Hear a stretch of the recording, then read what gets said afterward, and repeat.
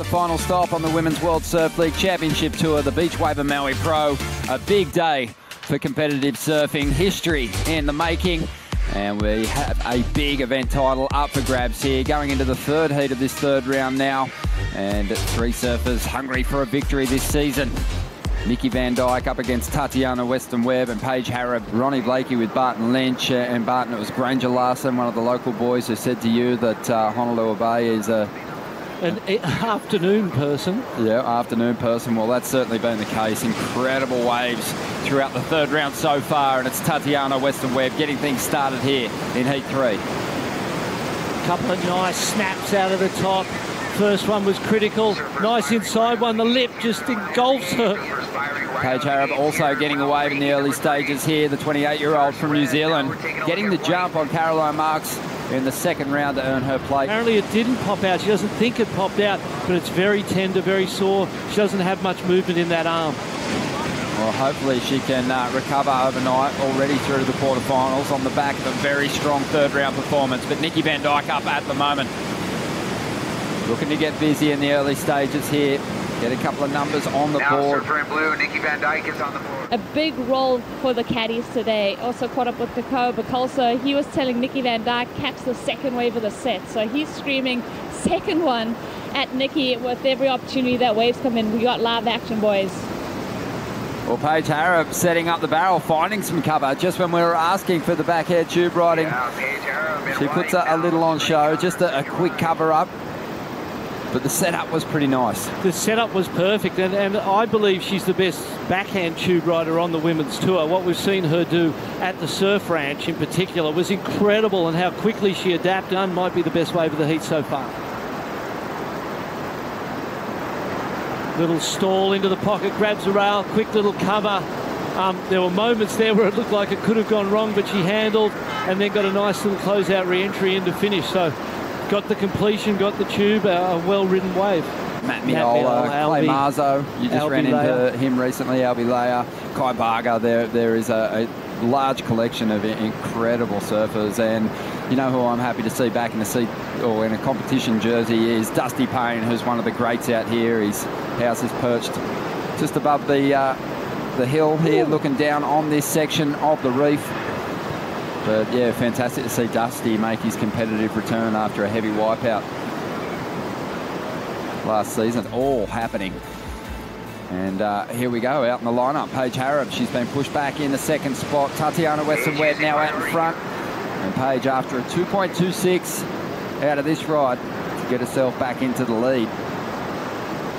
We were talking just before how we wouldn't anticipate people getting through with fours and lower scores at this point, and with the waves the way they are.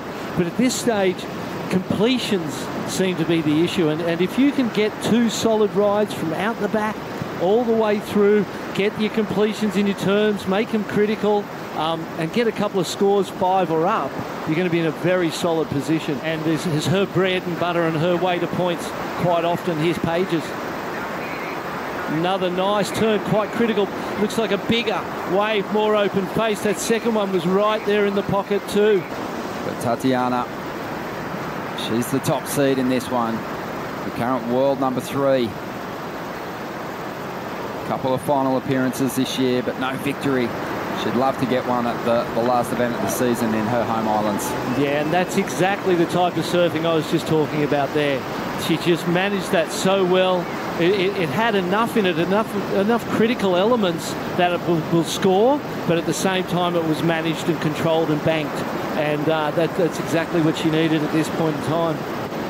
So looking forward to seeing the replay of that ride, because it was enough for Paige Hareb to jump into the lead with her previous wave, 4.77. So Tati needs a 5.94 here. Yeah, nice flaring top turn. She's got lovely bottom turns too. The way she uses that front arm and just touches the water, and then that backhand off the top. Here's a replay of Tatiana snapping out of the top. That backhand bottom turns beautiful. Drives off the bottom, snaps again. 6.9. She's got better and better as the heat's got on. Her best 2 scores have been the last 2 rides. And this was exactly what we talked about a little bit before too. Through a heat draw, doesn't she? Yeah, and we said before, she can tune right into an environment like this and make it feel like a good friend. Nikki Van Dijk in and out. Nikki in and out, looking for a 7. Disappointing. 8 minutes to go here. Very shallow down in there, and we've seen people get cut all day, but it shows how much she wants it. Well, look at this thing, one of the biggest sets in this heat. And Paige drops into it, chasing a pretty decent number now to get herself in front, but she'd be happy just to get rid of the 4.77 and make life harder for Nikki Van Dijk. She goes down in a big way. The wave absolutely gurgling there, just churning. But she's still under. She fell in a bad spot. Looked like maybe a leg here broke there. Here we go, Paige on the replay. See, looking maybe to grab the rail on the bottom, like as she was dropping down the face. A little bit of a two-stage snap there. And again on the bottom, turn 2. That wave looked a little bit awkward, but look at that inside section. She chose to snap in the most critical section. And so there are a lot of sneaky opportunities out here that you can play when you've got the second or third priority. Well, some movement here. Van Dijk taking off now, looking to line up the pit, stalling. Ducks out of that one as it clamps up. Now goes to turns. Nice swoop there.